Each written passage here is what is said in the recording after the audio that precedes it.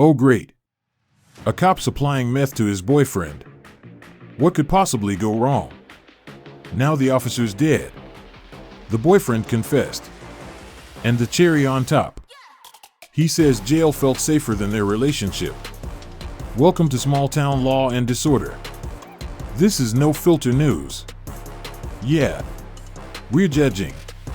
Check this out. Good evening. Thank you for joining us. A day after the stabbing death of a St. Gabriel police captain, the investigative unit uncovered a bombshell about what led to the killing. The Iberville Parish Sheriff's Office confirms Captain Devin Boutte and the suspect Warren Mitchell were in a relationship that spun out of control for both of them. Best casualty with what she uncovered. Michael, Sylvia, this explosive information comes from the sheriff's office, where investigators told me Boutte and Mitchell were already on their radar after several tips.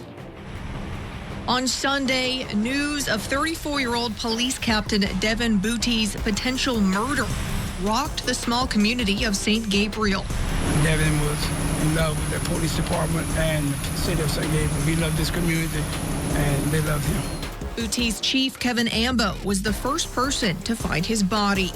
Hopefully I'll never have to witness something like that again. He tells us it was Boutte's boyfriend, Warren Mitchell III, who alerted him. I was notified by the sailor, sent an officer out. I came out and checked myself, and I ended up finding him succumbed to his injuries.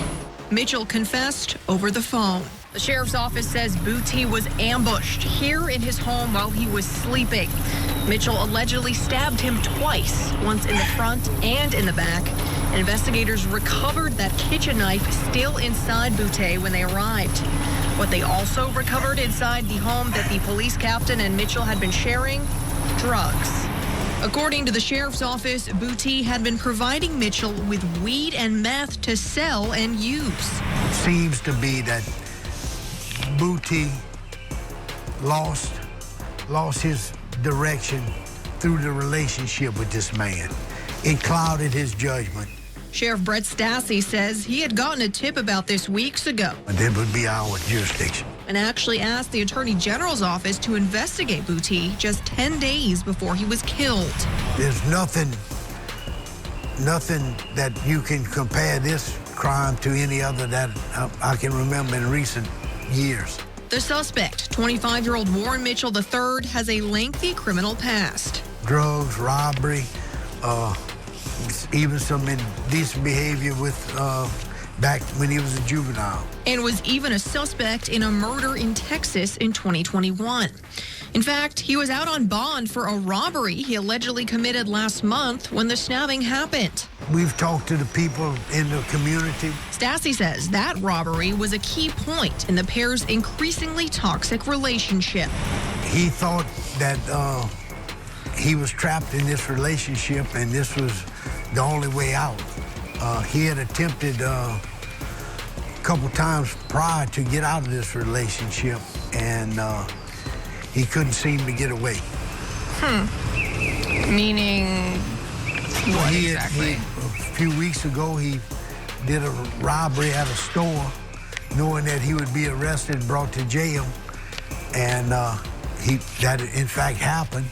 He posted a $27,000 bond, and Captain Boutte went to the store and tried to repay the money and asked that they would come forward and drop charges.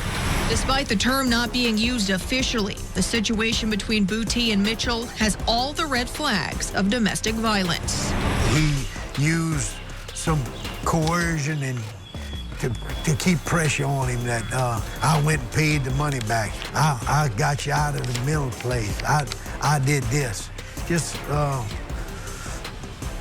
some control tactics that he used to kind of control him. Despite Stassi wanting them to hold Mitchell without bond, Judge Elizabeth Ingolio set it at $500,000 this afternoon. For the investigative unit, Bess Casserly, WBRZ News 2. This is No Filter News. Truth served raw, bold, and uncut.